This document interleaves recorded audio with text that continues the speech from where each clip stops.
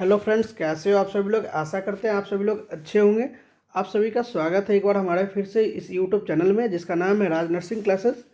जैसा कि हम लोगों ने पिछले क्लासेस में देख रहे थे इम्पॉर्टेंट पॉइंट, तो इम्पॉर्टेंट पॉइंट पिछले वीडियो में हम लोग दो दो वीडियो डाले थे। दो वीडियो में देखे थे हम लोग कि कौन से प्रोग्राम कम्युनिटी का कब लॉन्च किया गया और कितने ईयर में लॉन्च किया गया, है ना। तो आज के फिर से हम लोग उस सीरीज के दूसरे वीडियो में देखते हैं कि कौन कौन से हमारे इंपॉर्टेंट पॉइंट है जो हमारे एक एग्ज़ाम के नज़र से बहुत सारे इंपॉर्टेंट होते हैं, है ना।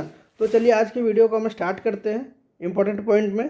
तो देखिए आज का हमारा पहला पॉइंट है सब इंपॉर्टेंट पॉइंट, कौन कौन से इंपॉर्टेंट महत्वपूर्ण पॉइंट है ना।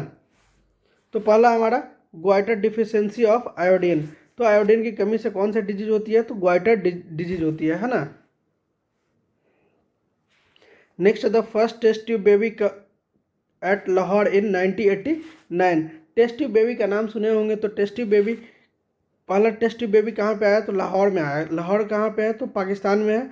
और ये कब आया, तो 1989 में आया, है ना। Next night blindness deficiency of vitamin A. Vitamin A की कमी से कौन सी डिजीज आपको देखने को मिलती है, तो नाइट ब्लाइंडनेस, जिसको हम लोग बोलते हैं रतौंधी के नाम से भी जानते हैं, है ना। नेक्स्ट है in hen the fertilisation is internal. Fertilisation कितने प्रकार की होती है, तो दो प्रकार की होती है। एक होती है इंटरनल और दूसरा होती है एक्सटर्नल, है ना। सॉरी, इंटरनल एंड एक्सटर्नल, है ना। तो इंटरनल और एक्सटर्नल में क्या होता है, फर्टिलाइजेशन का मतलब क्या होता है, प्रजनन होती है। प्रजनन कैसे होती है, इंटरनल और एक्सटर्नल। इंटरनल की बात किया जाए तो जैसे कि अपन इंसान में क्या होता है, इंटरनल होता है। बट एक्सटर्नल में क्या होता है कि वो बाहर जन्म लेता है, उसके बाद ही वो क्या होता है, सारा डेवलपमेंट ग्रोथ होता है। तो हेन में क्या होता है, इंटरनल होता है ना। नेक्स्ट पॉइंट हम लोग देखते हैं क्या है हमारा, the period of development in a chick is 21। मतलब जैसे जो अब बच्चे हैं किसके, तो मुर्गा के, हेन के, तो उनको डेवलप करने में कितना दिन लगता है, तो 21 डेज लगता है ना। नेक्स्ट पॉइंट की बात करते हैं तो in penicillin the number of chromosome is 2। Penicillin में कितना क्रोमोजोम है, तो 2 क्रोमोजोम है। In mosquito the number of chromosome is 6। Mosquito के अंदर कितने क्रोमोजोम है, तो 6। और ह्यूमन की बात किया जाए तो कितना है, ह्यूमन की बात किया जाए तो 23 पेयर है और 46 क्रोमोजोम्स है ना। जिसमें क्या है, 22 ऑटोजोम्स है और 1 पेयर क्या है, एलोजोम्स है।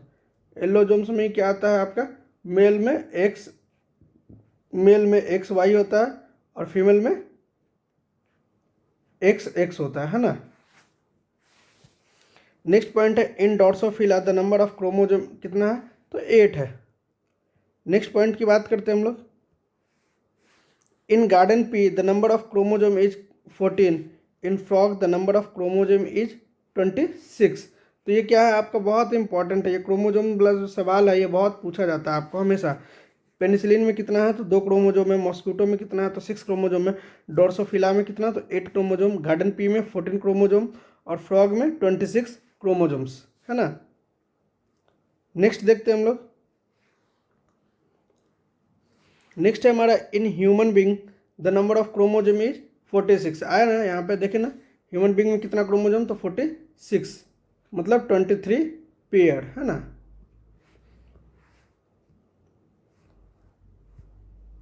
नेक्स्ट पॉइंट देखते हैं हम लोग क्या है,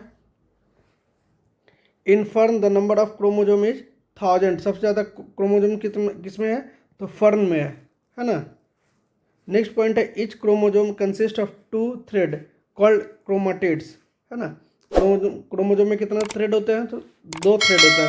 और 2 थ्रेड का क्या नाम होता है, तो क्रोमाटिड्स के नाम से हम लोग जानते हैं, है ना। नेक्स्ट पॉइंट है the chromosome are attached together by a small body called centromere, है ना। The male contain the chromosome X Y. यहाँ पे देखेंगे कि लिखा है, साफ शब्दों में लिखा है कि मेल क्या कंटेन करता है, तो एक्स वाई क्रोमोजोम करता है। नेक्स्ट पॉइंट में हम लोग देखते हैं, the female contains the sex chromosome is X Y, है ना। इसलिए हम लोग क्या बोलते हैं कि सेक्स डिटर्मिनेशन के लिए कौन रिस्पॉन्सिबल होते हैं, तो only and only mail responsible होते हैं। क्योंकि एक्स वाई में क्या होता है, मेल, और एक्स एक्स में क्या होता है, फीमेल।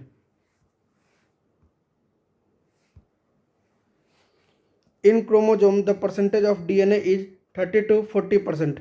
क्रोमोजोम में डीएनए का परसेंटेज कितना है, तो 30 to 40% है। Who is the father of genetics, Gregor Mendel, है ना, इनका पूरा नाम है ग्रेगर जॉन मेंडल। नेक्स्ट है epistasis term was used by Bateson. Epistasis term कहाँ से आया गया, तो बैटसन के द्वारा यूज किया गया था सर्वप्रथम। नेक्स्ट है diabetes disease is due to the deficiency of insulin, और इंसुलिन का सेक्रेशन कहाँ पे होता है, कोई आइडिया तो बताएंगे, पैनक्रियाज में होता है ना।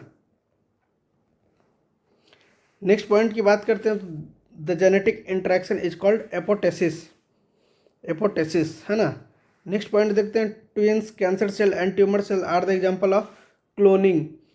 Twin cancer cell and tumour cell किसका एग्जांपल है, तो क्लोनिंग का एग्जांपल है। नेक्स्ट पॉइंट देखेंगे, Down syndrome disease is considered as unifactorial defect.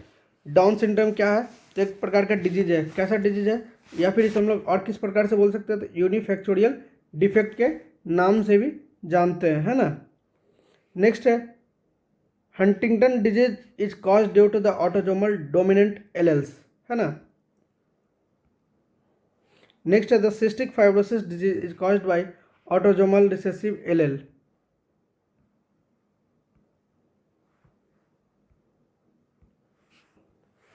Next है germinal continuity theory proposed by Darwin.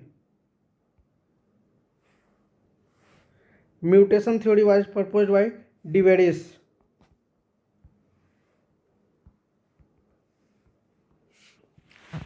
Next है the fossil bird is known as आर्किप्टोरियस।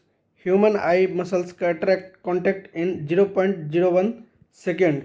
The osteoporosis is the hormonal disorder of skeleton. Osteoporosis में क्या होता है, bone जो होते हैं वो डिफॉर्मिटी या फिर वीक होना स्टार्ट कर देते हैं, है ना। तो ये कैसा है, तो हार्मोनल डिजॉर्डर ऑफ स्केलेटन है। ये क्या है, तो एक तरह का हार्मोनल डिजॉर्डर है, किसका, तो स्केलेटन सिस्टम का। तो आशा करते हैं कि ये वीडियो आप लोगों को समझ में आया है। अगर आया है तो अपने फ्रेंड्स के साथ शेयर करेंगे और ज़रूरतमंद लोगों के साथ शेयर करेंगे, हमारा रिक्वेस्ट है। और आपको अगर किसी प्रकार का डाउट होता है हमारे इस वीडियो में, तो ये इस नंबर पे आप कांटेक्ट कर सकते हैं, 9430443507, है ना। इस पर आप व्हाट्सअप कर देंगे अपने डाउट को, आपको आंसर व्हाट्सएप के माध्यम से दे दिया जाएगा। तब तक के लिए धन्यवाद। जय हिंद, जय भारत।